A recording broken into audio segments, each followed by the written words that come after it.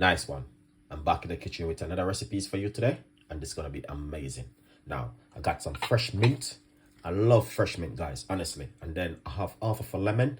Lemon with the seed is the best to use. Let's put this one aside. Now, I get my cup right here, just like this.